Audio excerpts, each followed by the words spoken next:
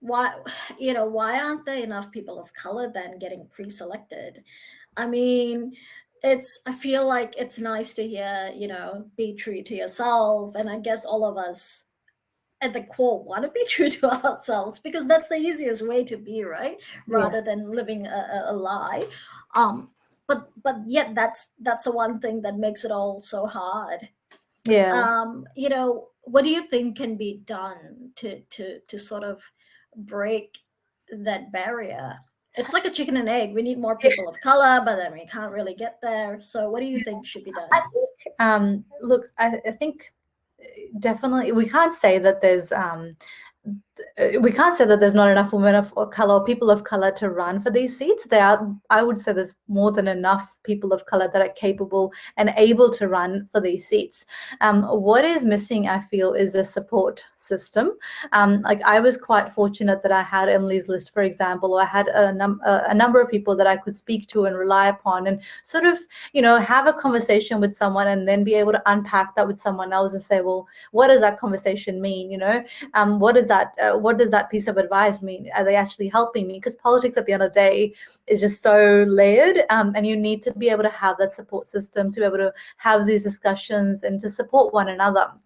So I think that's really important to have those networks, and I think that's where we're sort of lacking, particularly for migrants and people of color, that they don't really know how to access. Well, there's not many, to be honest. There's not many support systems around, but the ones that are around, it's a bit hard to access sometimes. You don't really know, and they've all sort of got a criteria. For example, Emily's List only helps women, so there's nothing for men of color. So we've really got to have, I think that's really the key. We need to work on these support systems, and like you pointed out quite correctly, it's really hard to build these because every party has different rules. So you can't have one organization that's sort of helping all of these candidates. It's got to be really custom and tailor-made for each particular party.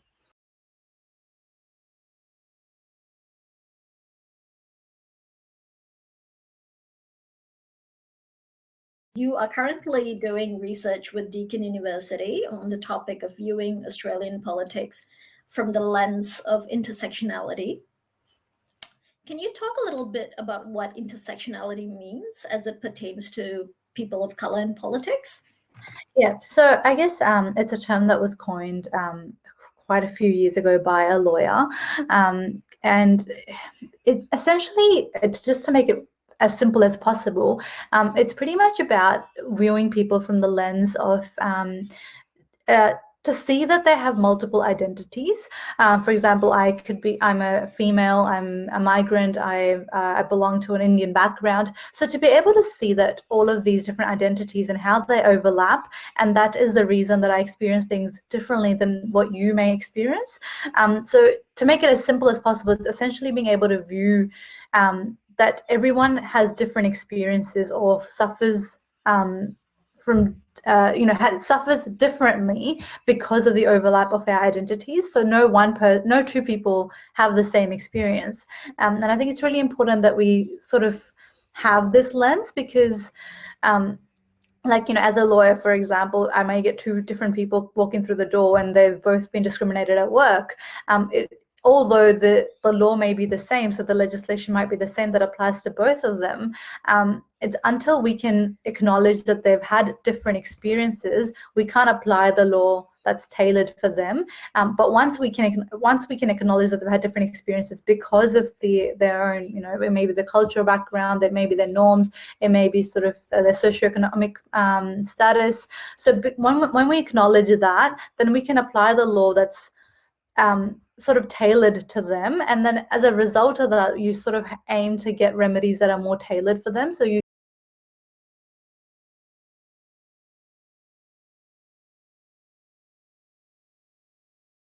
I think the policy that came out last year about Indians getting fined if they came back from yes, that just sort of reiterates that. And again, it comes back to the same point. If we don't have people that look like us in Parliament, how are we going to advocate for us? How are we going to put these ministers accountable for these sort of decisions that are being made? Unless there's more people that look like us in Parliament objecting to these policies, we just can't move And this forward. is something, you made a really good point, and this is something that sort of keeps coming back time and time and again, is that because we look different, we're not seen as Australians. Yeah.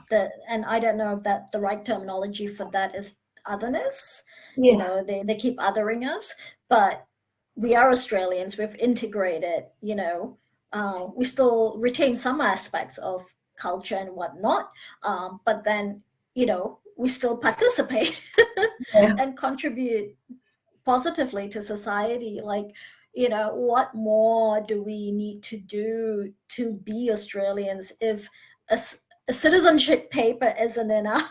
That's right. And it's funny when you go to like sort of national platforms and Australia, like all the ministers and MPs will really boast on about how multicultural Australia is, and how, we're a country that has really sort of harmonized the different cultures and different ethnicities. I think there's over 300 different ethnicities that are in Australia. And, so we really sort of brag about that, and how we're able to live so harmoniously within our society, yet we don't see that in our parliaments.